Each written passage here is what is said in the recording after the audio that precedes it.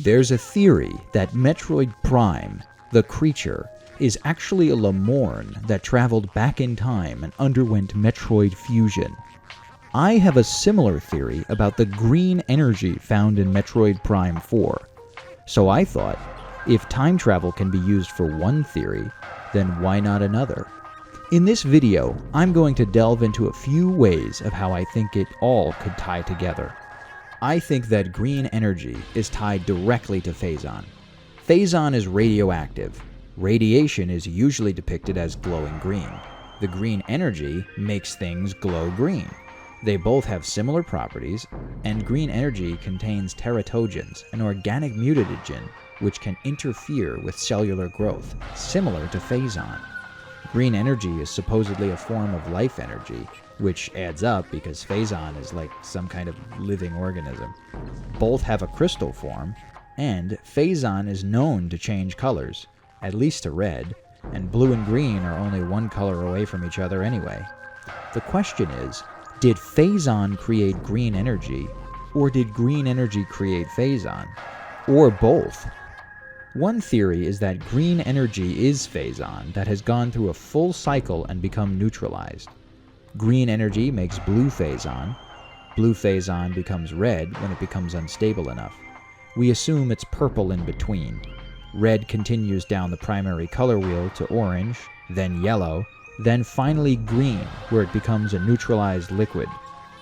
Green, again, is only one color away from blue, and the cycle repeats. And you know what else has crystals, time travel, and purple goo? Anyway, this would mean that green energy was brought back in time to create planet Phase, and thus Phazon. The idea is a bit out there because somehow a Lamorn would have had to bring it back in time with them secretly or forcefully, and there's no mention of this.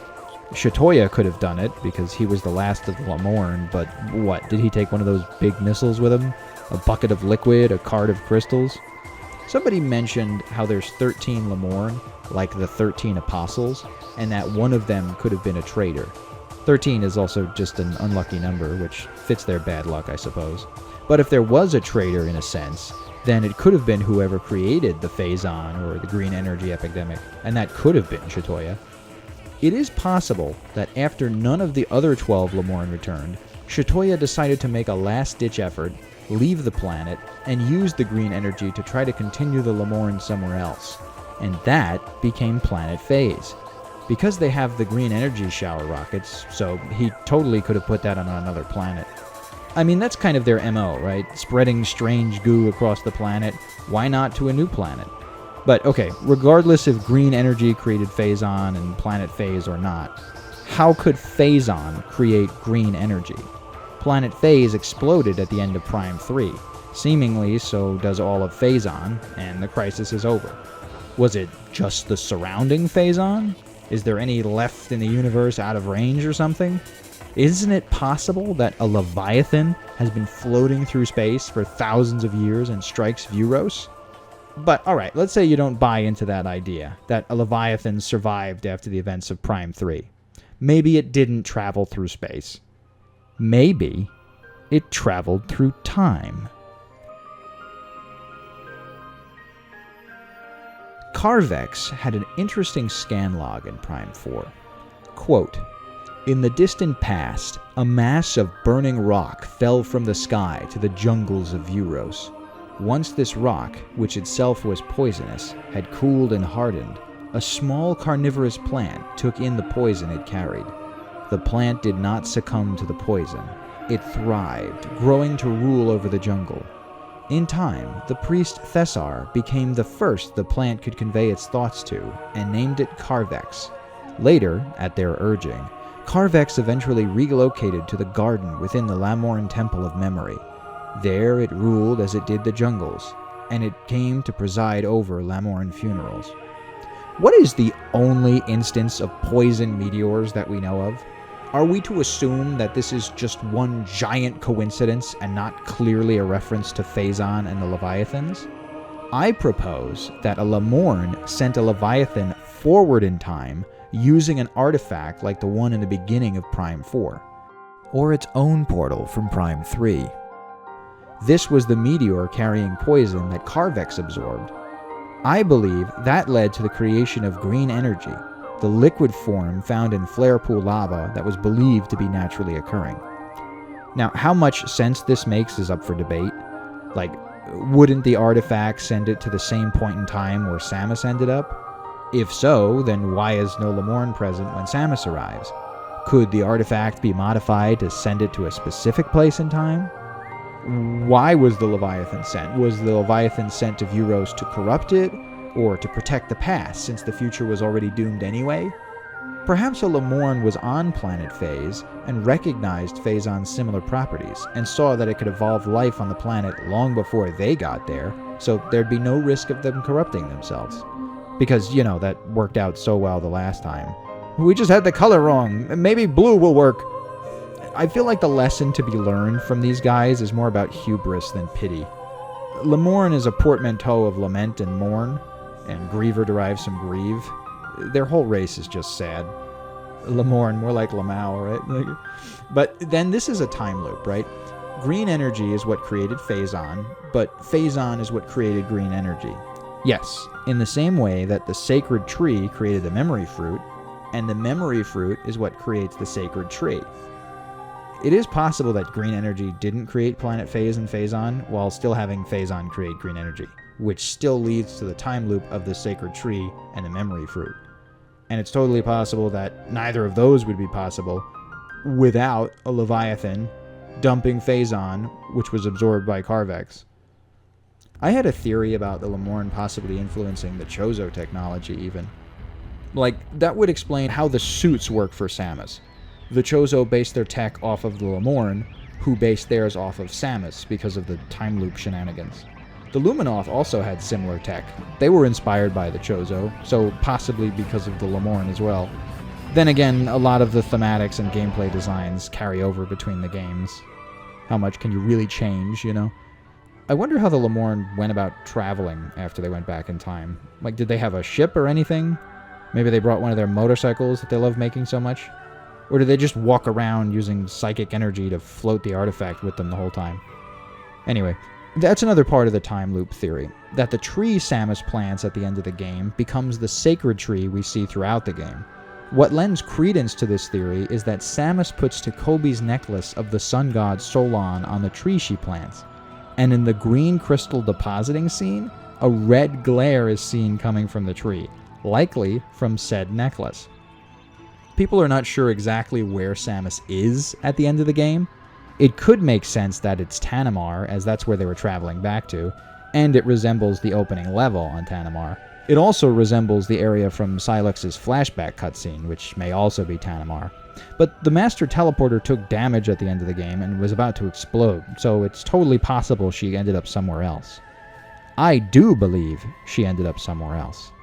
And I propose that it is not Tanimar, but actually Tallon IV. Metroid Prime 4 has a lot of connections to Metroid Prime 1, more than I think people realize. There's the aforementioned poison meteor, which is how inhabitants always referred to the Leviathans since they didn't know what Phazon was. There's the Lamorn, who share visual similarities with Metroid Prime's tentacles and Dark Samus's third eye. There's the Omega Pirate and Omega Griever boss fights, both of whom are created from super exposure to blue and green goo, respectively. There's the three elemental beams of Fire Shot and Plasma Beam, the Ice Shot and the Ice Beam, and the Thunder Shot and the Wave Beam also being purple like the 3-shot control beam, and representing electricity. And even the locations, which are based on elements, are mimicked. Space Frigate Orpheon and UTO Research Center are both bases not located on their respective planets, so these can be ignored. But Tallon Overworld and Fury Green are the grassy nature areas. Chozo Ruins and Soul Valley are the desert areas. Magmore Caverns and Flare Pool are the lava areas. Phendrana Drifts and Ice Belt are the icy areas. Phazon Mines and Great Mines are both mines that house their respective energy sources. And Impact Crater and Volt Forge are secluded areas that have one entrance with nothing else around them. However, the development of Prime 4 was very troubled. So it is possible that despite there clearly being elements of space and time travel, that there could be oversights. Also, just in general, Prime 4 takes a lot of cues from the original trilogy. The Lamorn are based on axolotls, an animal that has become popular in recent years, so perhaps it's a happy accident they resemble Metroid Prime's tentacles? They have the psychic crystal in their foreheads, which leads to Samus having it in her helmet's forehead, just like Dark Samus's third eye. But is this just a nod to her appearance in Echoes? But I think there's just way too much crossover for it to be a coincidence. Let's take a look at some of the Prime trilogy lore from the Metroid Wiki and revisit the Lamorn is Metroid Prime theory. A quote from a Chozo. "The prophecies tell of the coming of the worm, born from parasites, nurtured in a poison womb. The worm grows, devouring from within, until the world begins to rot. The words of the seers have come to pass, for there, in the depths of the world, the ravenous worm lurks and feeds. From the stars it came, blighting Tallon with its great poison. We can but watch as the worm grows, watch and wait." This is referring to the Leviathan from the first game, which carries a creature known as the Phazon core. These are seen in the Leviathans throughout Prime 3. However, in the first game, there is no Phazon core. Without the Phazon core, the Phazon inside has become red and unstable. This would explain Samus's red and black Phazon suit as opposed to blue, red Phazoids, and even red Phazite. Red is a rarer and more powerful form of the common blue variant. More quotes. In the room also called Phazon core, a large bone-like pillar stands in the middle, and in the chamber where the Phazon core would be connected to, called the Phazon and Fusion chamber, Metroid Prime is suspended from a hole similar to the ones in which the Phazon cores are located. It is generally believed that Metroid Prime's insatiable hunger, a trait commonly found in all Metroids, compelled it to consume the Phazon core and steal its role of producing Phazon. The fact that Metroid Prime can create pools of Phazon at will, along with its own logbook entry describing it as the source of Phazon on Tallon IV, enforce this theory. Leviathans die soon after they have impacted their target planet, requiring them to quickly call upon a local predator to protect the former's Phazon core. Before it dies, the Phazon core often entracts and enthralls a large local predator. After mutating it through intense Phazon exposure, it compels the creature to protect the core. The core then begins to seep into the planet, replacing the local ecosystem with one based on Phazon. End quote. In Prime 3, these local monsters are the Moganar in the first Leviathan, then Helios, and finally Ridley, who is not native, but is a local monster. My theory is that the first Leviathan on Tallon IV called upon the Lamorn, who traveled back in time. Lamorn doesn't exactly seem like a massive threat, but we see what they can evolve into, like the Omega Griever. But just having the psychic crystal in their head alone could be enough. I'm pretty confident that Metroid Prime, who later becomes Dark Samus, is the result of a Lamorn fusing with a Metroid, then consuming the Phazon core. That's the worm that produces the Phazon in the Leviathan. Around the events of Prime 1, a Phazon-evolved Metroid phased into the Leviathan, fused with the corrupted Lamorn, then consumed the Phazon core, taking its place and becoming super-evolved. And because of the nature of the Metroid's creation, it is not possible that they came from Planet Phase. It is possible that a Lamorn ended up on Planet Phase, though I think that's only likely if it ties into the theory that green energy created Phazon. Tallon IV was impacted by a Leviathan from Phase, 50 years prior to the arrival of Samus Aran during Metroid Prime. It is possible that the Lamorn arrived before this, during, after, or even simultaneously occurring with the events of Metroid Prime 1. However, the Lamorn's Metroid Fusion is only possible roughly during the events of Prime 1. This is because that's when the space pirates brought the Metroids to Tallon IV, and when they are being mutated with Phazon, and some become Phazon Metroids which can phase through solid objects. This is how a Metroid could have gotten through the Chozo barrier and into the Leviathan. However, after evolving into a Hopper Metroid, it could not get out of the Leviathan. Metroid Prime is first seen in the giant Hopper form. then in its core essence form. The core essence is a disembodied head with a large brain, tentacles, and a face with glowing eyes.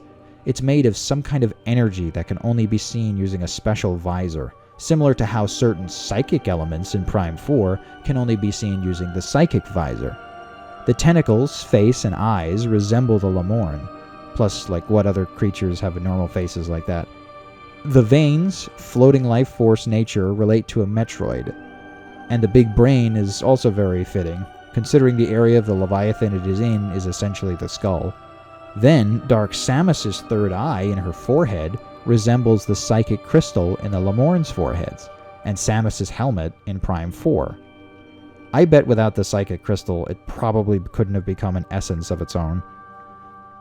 I think that the main Lamorn, Shatoya, whose holograms we see throughout Prime 4, is Metroid Prime. We don't ever see him in the game, despite him saying that he stayed behind. I think after staying on Viewros for so long, he traveled back in time while staying on the planet not yet known as Viewros.